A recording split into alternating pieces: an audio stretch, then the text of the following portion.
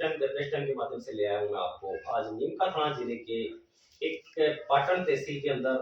आप देख सकते हैं छाजागी नांगल, वहाँ से हमारे साथ में वरिष्ठ अध्यापक हैं किशन लाल जी। उनसे हम रूबरू होंगे आज, क्योंकि 2 से 3 दिन पहले मैंने एक मामला उठाया था मेरे चैनल के माध्यम से, प्रेस टाइम के माध्यम से, और वो मामला था सुरेश जी गुर्जर, जो एलडीसी पद के ऊपर कार्यरत थे। आज वहां जो वरिष्ठ अध्यापक थे उनसे हमारी टीम मिलने को पहुंची है, क्योंकि जब कड़ियां जुड़ती हैं तो मामले कहीं ना कहीं सुलझने का भी कार्य करते हैं।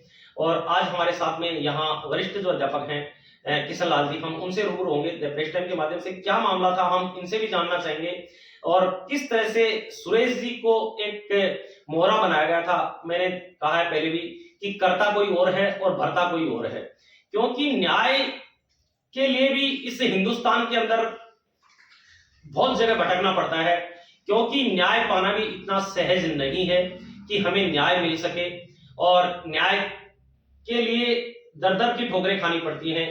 उसी तरह से सुरेश जी जो गुजर हैं एलडीसी, उनका हाल है। अभी हम रूबरू हो रहे हैं किशन लाल जी जो वरिष्ठ अध्यापक थे यहाँ से छाजागी नांगल से। सर नमस्कार। नमस्कार जी, नमस्कार सर। आप यहाँ छाजागी नांगल में कार्यरत थे और सुरेश जी जो थे वो एलडीसी थे यहाँ जी। ओम प्रकाश कश्यप यहाँ एक लैब असिस्टेंट था। आज मात्र 4,000 रुपए उसकी तनख्वाह होने के बावजूद भी उसके अकाउंट में इतना पैसा आता था महीने का, जो अभी जांच में पाया गया है। तो सर इसमें कुछ बताना चाहेंगे, सुरेश जी का क्या रोल था इसमें? देखो, इसमें तो जो इनका काम था ना, एक्चुअली वो काम इनको दिया नहीं गया था। अच्छा, इनका क्या काम था सर? इनका जो एक एलडीसी का लिपिक का कार्य होना चाहिए था, वो लिपिक का कार्य नहीं कर करके सिर्फ छोटा मोटा कार्य रखा था, जैसे डिस्पैच करना लेटर को, रिसिप्ट करना लेटर को। अच्छा, मुख्य रूप से यही काम था इनका। और अदरवाइज जो लैब बॉय था ना, उससे ट्रेजरी का काम करवाया जा रहा था। जी सर, लैब बॉय जो होता है उसको ट्रेजरी के काम से क्या अनुभव होता है, कुछ बताना चाहेंगे? देखो, अनुभव तो उसको था ही, वो उसके मतलब प्रॉपर ट्रेजरी जहाँ स्टाफ थे नीमका थाना में, वहीं उसका मकान है, उनका संबंध था, और आपस में वो वहाँ के स्टाफ वाले इनसे मिले हुए थे। उनका कुछ ना कुछ चक्करबाजी था इनका। जी जी, इसलिए इनसे ही काम करवाया जाता था। ईजीओ में डीडीओ यहाँ के थे, वो इनसे करवा लिया करते थे। सर इसमें बघेल जी जो थे यहाँ के प्रिंसिपल थे, तो उनके भी साइन जो काफी जगह पे चेक वगैरह पे और जो बहुत से जगह साइन वगैरह पाए गए हैं, तो इसमें क्या लग रहा है सर आपको?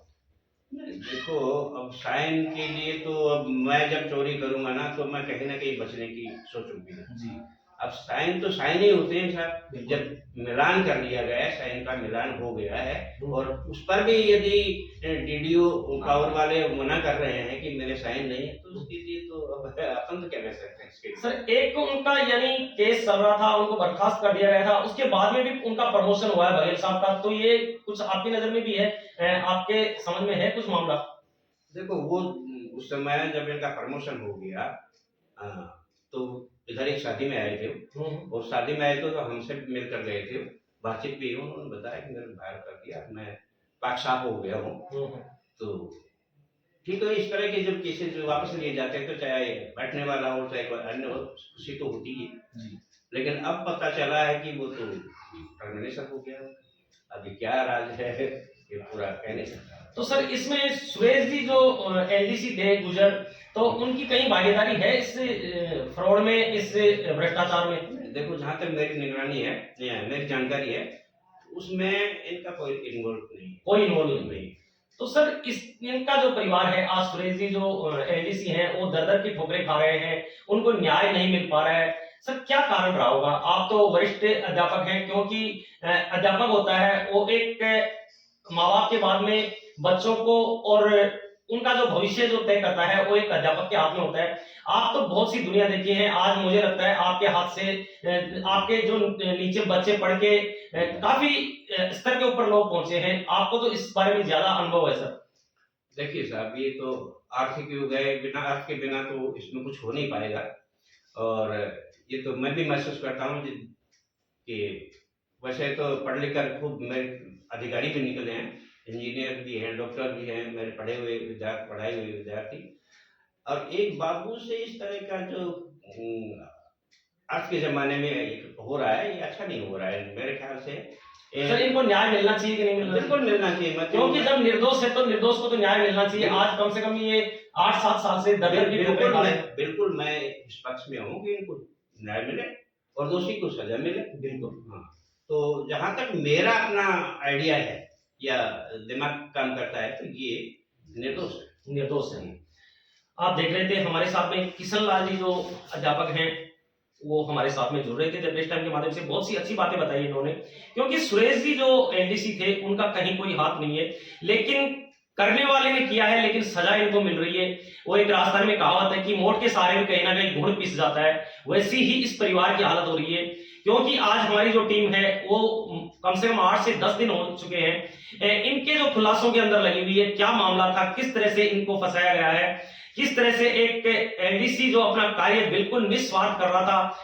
आज विद्या एक इतना बड़ा मंदिर होता है, उसके अंदर ऐसे भ्रष्टाचार जो चल रहे हैं, उसके ऊपर भी मैं राजस्थान सरकार से एक बार आग्रह करूंगा, इसके ऊपर रोक लगाए। जो स्कूलों के अंदर जो भ्रष्टाचार हो रहे हैं, टीचर जो मिलजुल के एक भ्रष्टाचार कर रहे हैं, आज जो सही जो लोग होते हैं उनको न्याय नहीं मिल पाता है, कहीं ना कहीं वो भी लिप्त हो जाते हैं, कहीं ना कहीं उनको भी इस मामलों के अंदर लपेट दिया जाता है जो उनके कहने के हिसाब से काम नहीं करते हैं, या फिर कहीं ना कहीं कोई ऐसी एक जो दरार होती है उसमें इनको धकेल दिया जाता है। आप देख रहे थे प्रेस टाइम, और चैनल को लाइक शेयर सब्सक्राइब करें। जय हिंद, जय भारत, जय जवान, जय किसान।